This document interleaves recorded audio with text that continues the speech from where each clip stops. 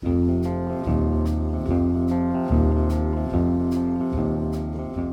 better. All right. Good morning. Good morning. I'm Amanda. And I'm Peggy. And you're watching the Junction Fiber Mill Millcast. Yeah, welcome.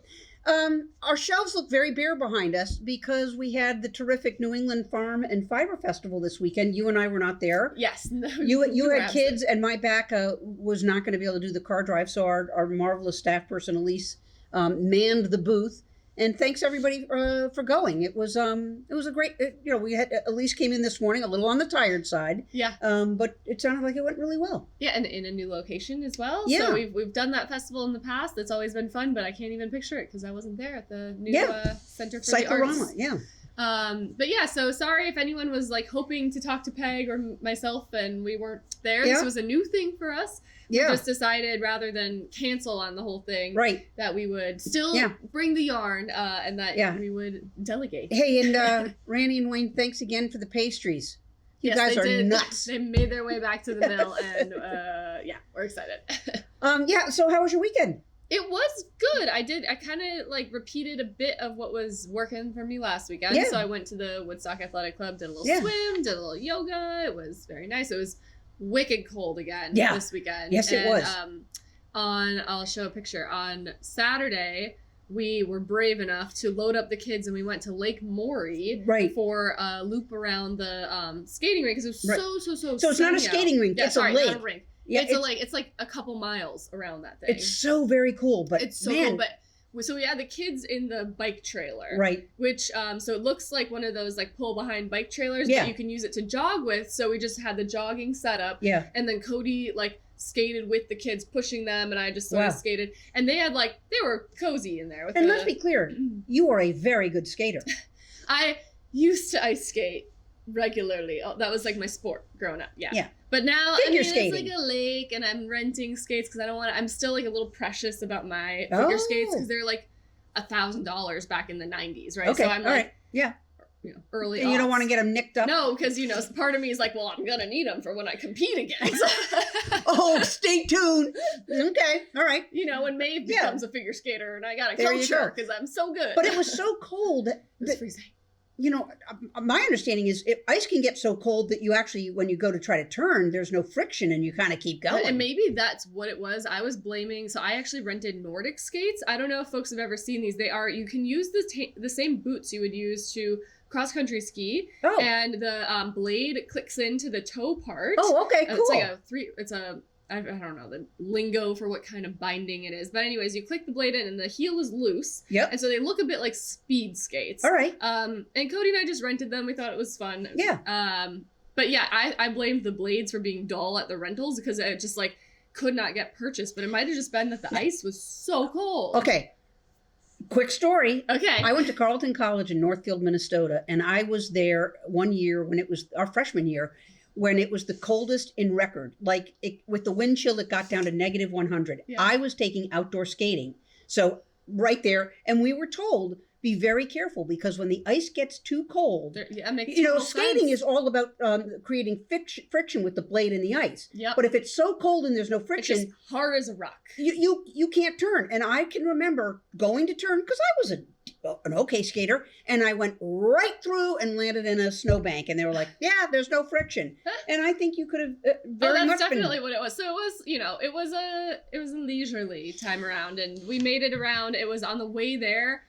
I could not believe how many people were out happily skating because the wind, it was like so extremely cold. I was bundled up to here. Yeah. And even so, my eyes are still feeling like chafed from the wind. And I had sunglasses on and everything. It was just like so sunny, but so windy. Yeah. And so all I could see and all I remember of the day was like this little view of the ice. And the ice was magical. It was black. You could see the cracks down about over a foot into the, I haven't had that when I was there. Okay, I'm going to have to get there. So it was cool, but it was like... Too bitter. And it was definitely not going to fall through the ice territory. Yeah, right. Yeah, it was so bitter. And then the way back, of course, was much better because the wind was on our side. Like, this is so easy now.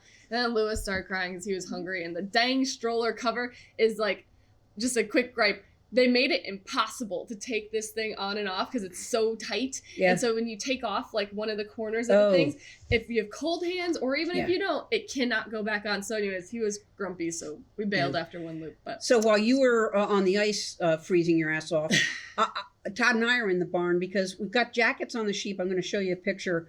I have so my hands are I have to take my hands off to take the jackets on and off. There's just no ways about it. Same thing as the cover for the and so fast your hands get so cold, and the legs of the sheep are like you're holding onto an ice cube because their hooves are frozen.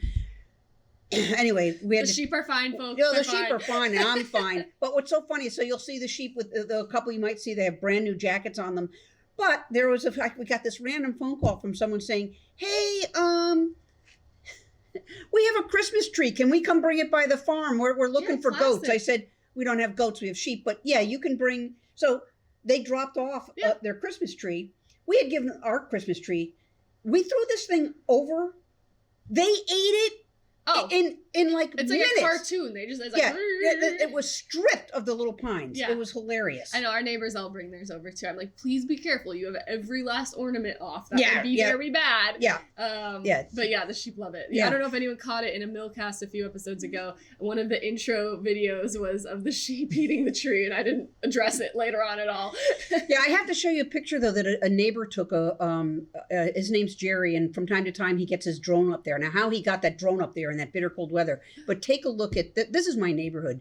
Just linger on that for a moment. It's bitter cold. Sorry for you, Peg. It's man.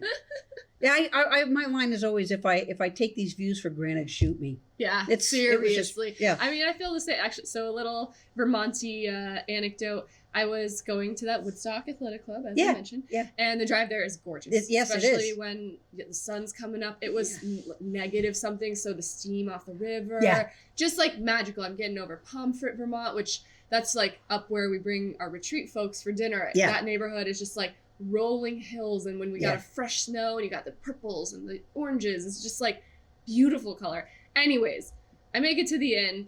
I'm having my nice little solo time, really savoring it, and I'm in the sauna, and people are talking about how many bales of hay, something. And so I'm like, I gotta get in on this. I was like, are you talking about sheep? And the woman's like, oh no, Icelandic horses, and then my goats and my chickens. And the guy across is like, yeah, well, the cows are the same way. But we ended up talking about like the time it takes for them to assimilate from like Iceland to here, and like how animals have their own culture. You're not in suburbia. And I was like, yeah, I had to put my 2 cents about my sheep and my chickens. They do this, that, and the other. And it turns out like you think you're going to this bougie little spa where it's all tourists here from the city, and we're all just like locals that need a treat because it's -6 out. So we're all have done our farm chores. Yeah. Cody did ours that morning, and we're all sitting in the sauna, like warming up at this really nice. So I was like, hilarious. Yes, this is the best. I love the talk about sheep, chickens, number of bales of hay, how the animals are. So yes, we're in rural Vermont, but I have to say, because we're right near Dartmouth College, we do get some culture. And so while you were doing that, I was at the HOP, which is the auditorium for Dartmouth. I think it's the Hopkins Center, but we all call it the HOP. And my sister Eileen had gotten tickets. We all saw on this jumbo screen the documentary about the Van Gogh exhibit that was it the painted documentary? No. There was an exhibit in, I think it was in London. It ended at the beginning of January. Just an exquisite, you're in really close. It's specifically about his time when he was in the South. And these, you're just seeing these masterpieces really up close with, the best in the world explaining why they're significant. It was an hour and a half of transporting fabulous. It was so great. Yeah, it was really good. Oh, that's awesome. Well, anyway, we should talk about yarn. That's why the Vermont chapter. Oh, I'm sorry. I have one quick anecdote. Okay, all right. Sorry. I have a dog named Kiki. You know Kiki. She's crazy. She's half border collie, and she is half, I had to ask Todd to remind me, half blue heeler. Yeah. So I'm again in that 1 degree weather. After she goes for a walk, she wants to throw the ball. I throw the ball, and this is what she does every single time. What is going on? I'm like, Kiki, bring me the ball. And instead, she's digging holes in the sand or in the snow, burying it. It was just, she's crazy. Anyway. She's got a lot of energy. She's crazy. Yes, she does. So next week is Valentine's Day. Yes. Oh, yeah. And we have a special yarn. We have a special yarn, and I seem to be the one that has to talk Peggy's about it. in charge of talking about it. Oh my God. Okay, so Valentine's is coming up, and so you need to know about this yarn. You're thinking, oh, those aren't Valentine colors. Of course they're not. That's because this yarn is called 50 Shades. Yep. 50 Shades. So get your neckties out and Oh my God. I can't. So anyways, it's a yarn. It's got a lot of shades of gray. Lots of shades of gray. We call it 50 Shades. Okay, moving on. Oh, I think your cheeks are turning pink. Oh my God. Okay. Oh, they are. Your ears. Oh my God. It's the glasses. It's an illusion. Okay. All right, so that's one color we're I dropping. needed that on a Monday morning. Ooh, they are so red. Okay.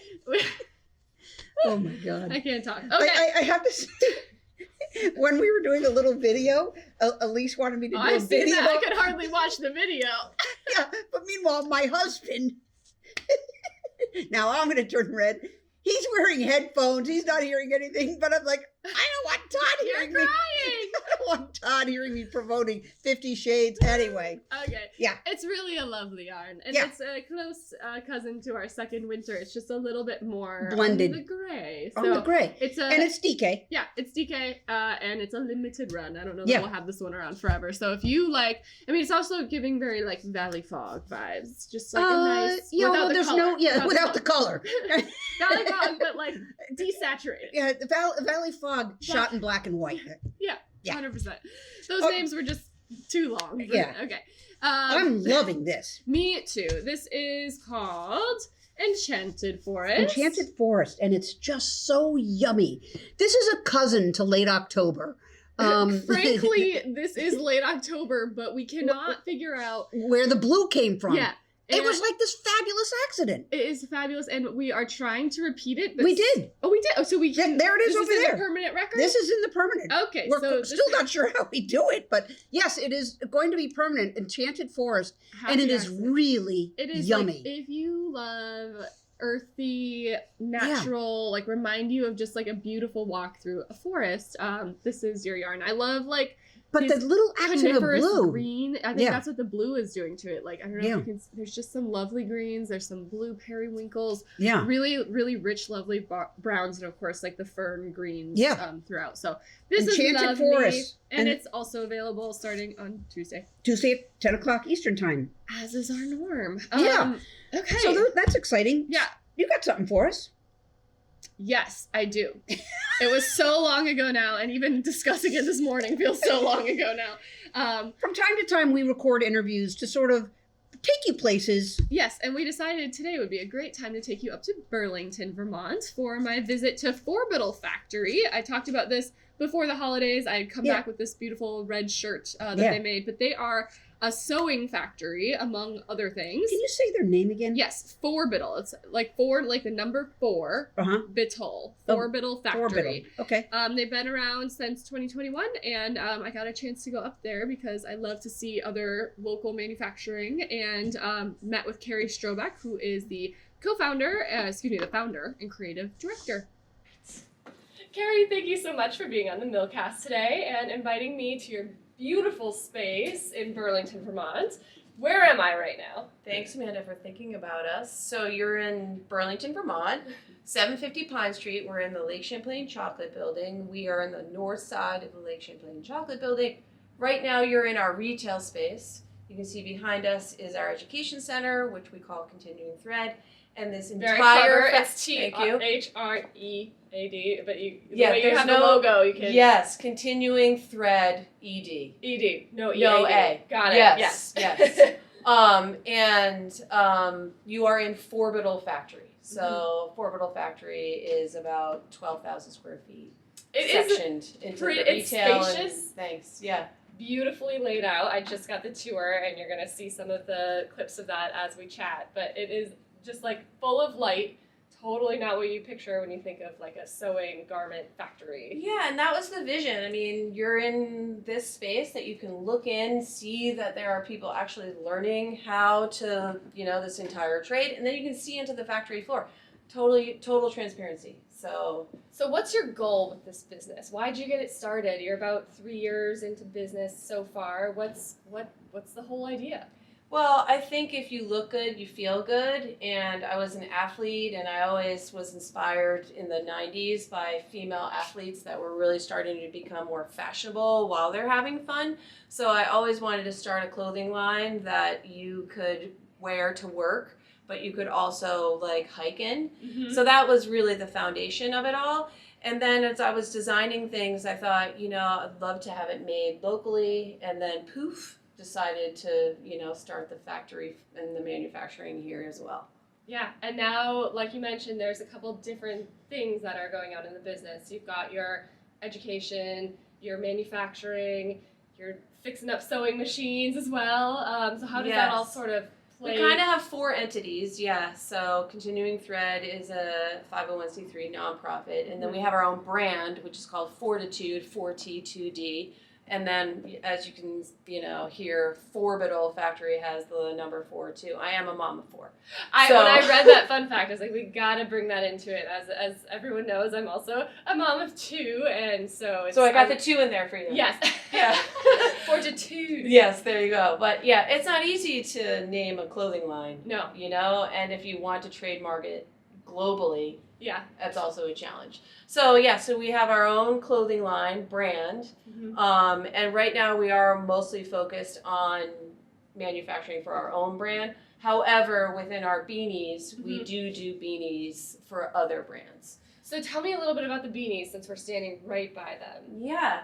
So I was showing Amanda, we have 2 types of machines. We have a jacquard knitting machine, which knits particular patterns. And then we have a rib machine. All of our machines are circular knitting machines that do more of a rib. This is kind of like a classic Carhartt sort of look, Yep. So, and then we have various styles. So like this is a cuffed beanie. This is our midi beanie. We also have a shorter version that's a little bit more, this is our Scully. Yeah. So we and have like in 3. Colors. Yes. So these are kind of some of our 3 different styles. And then they're all very versatile. So wear how you like them. I mean, with this chevron beanie, you can wear it this way. You can wear it kind of front and back. I like the Moriarty style look. And then if you're somebody that likes to cuff, so everything, again, having this like versatility. Yeah. You can look amazing going to work, but then I could run in this. Yeah. So, and we have technical designers, surface designers, graphic designers. I mean, you name it. A lot of talent, very multi-talented colleagues. And the machines themselves are so cool. They just sort of poof, there you have your. I know there's a ton of It's work like that goes into Lorax, setting it kind out. of. You're like, but once you get it going, it seems like they kind of just they do the knit, They and do. then poof, out of a pneumonic tube or something. it's very cool. Pops a tube that's going to become a hat. Exactly. Yes. And then in addition to the beanies, you're also manufacturing different types of garments. Tell me about that. Yeah, so beanies, like I said, we do custom for other brands, Yep. and then we wholesale our brand, and then obviously we have e-commerce and retail here, particularly for our beanies. But if you come into our store, we do have a retail store right here on 750 Pine Street, and we do manufacture base layers. So we have a men's line and a women's line. Yeah, grab some. So our featured material is a blend of cotton and modal. If you're not familiar with modal is a tree pulp. These are some of our men's tees. We do print in-house. So this we did for the Eclipse. It's kind of like a galaxy tee. And so these are some classic tees for men's. And then we also have some styles that we do for women. I want to hear all about yeah. this one. I'm really excited about that Yeah, one. this one is called our Shacket. It's reversible. It's a blend of alpaca and wool. I'm a little obsessed with like reversible outerwear. Again, we don't want to. Thanks. We don't want to have too many things in our closet. So why not make it pretty on the inside and the outside? We have this in 2 colorways. This is the lighter version. Then we also have it in a black that reverses to a black and gray plaid. And it's called our shacket. And I love this because it's wool, and I'm such a wool head. And it feels so luxurious. I saw this on your website. I was like, ooh, I cannot wait to touch in real life. Twice I've traveled, and when I've been on a plane, someone's like, oh my god, no, that's a beautiful. And this, it's wool. It travels beautifully. So great. And this actually has wool in it too. This is our reversible adventure vest. So if you go on our website, 4t2d.com, we have a product builder. You can customize your own vest. But so talk about that a little bit more. What does that mean? You can customize your own vest? I'll tell you. So the exterior of both sides is regenerated nylon. So what does that mean? They take old carpets, old fishing nets, they repurpose it back into a fiber, and then they weave it. And so it's reusing basically old nylon. So not creating new plastic. It's no virgin nylon. This is like regenerated is what they call it, nylon. So this side is navy camo. And then this side, I was showing Amanda, this is, we have a long arm embroidery machine, but we use it as a quilting machine too. So we quilt these patterns. So on the inside, you will love this, is wool. So our insulation on this vest is actually wool, and then we line our pockets with an organic cotton, and we have a little secret pocket, so you don't have to worry about extra details. Yeah, you don't have to worry about your keys or your lip stuff or whatever. So both sides on the right side have this little cute invisible zipper for your stuff. Nice. So what I mean by customizable, you can go on our website and you can choose this exterior side. We call this the cozy side. We call this the technical side because this does have a membrane in it. So you could wear this in the rain, sleet, snow, and be pretty good. Yes, and then we call this our cozy side. And then you can pick your zipper color. Okay. So we have do you get to pick your pattern, or this is standard with all the vests? Good question. So we have two patterns. This one's our icon pattern. You can see it has like flowers, palm heart. See this, folks. They've got beautiful flowers. It's not just like a grid like you see inside of most. It's a cool quilting option. And then we have another option is our topo quilting design, and that is an amalgamation of Mount Mansfield, Mount Ellen, and Camel's Hump. So, which are local mountains to here, and as an outdoorsy person, especially prior to children, I've been on all those mountains. That just like warms my heart. Yeah. Actually, my husband's wedding ring has the mountain ring. It has Camel's Hump on it in like two-tone.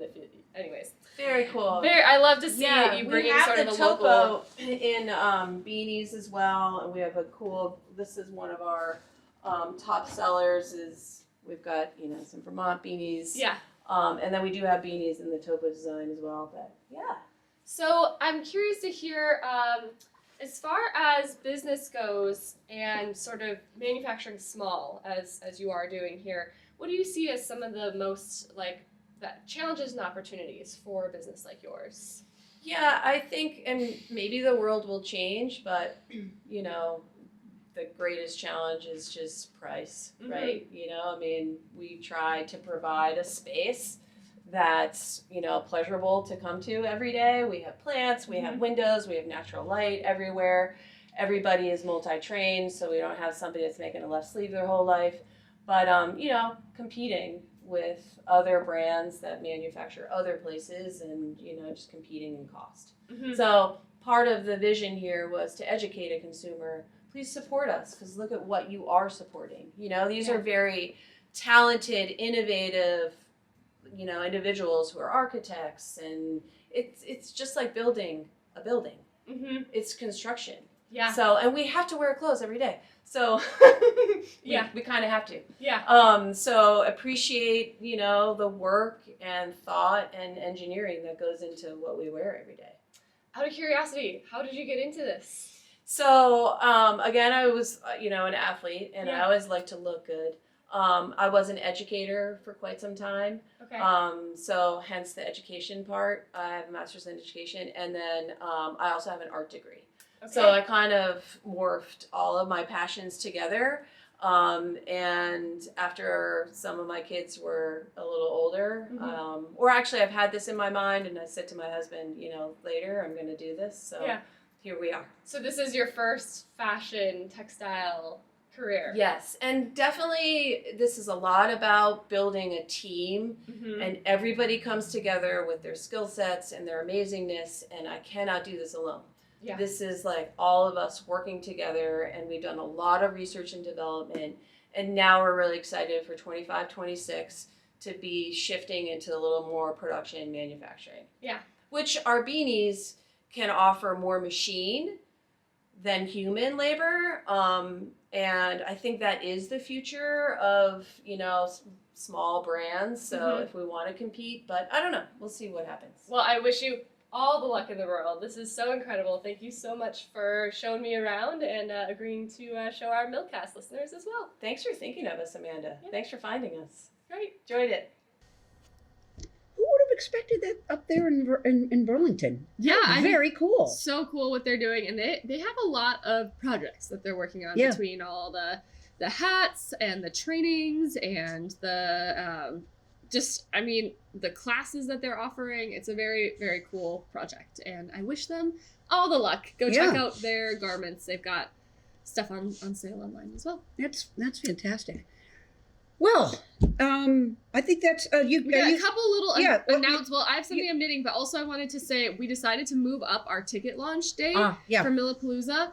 Millapalooza tickets are going to go on sale the following Tuesday, so not today where we're launching these yarns, but next week. So next week. No idea how quickly that event is going to sell out. It's our second year, and we've changed it up, and we have significantly cut the ticket prices. Yeah. So if you checked it out last year and were like, not for me for one reason or another, this year a couple big changes. The event is going to happen earlier in the day to enjoy. So before the sun sets, which was made it a challenge to this past fall to leave in the dark. So all of it will take place in the afternoon. Better lower morning and afternoon. The tours start here at the mill between 9 a.m. and basically noon.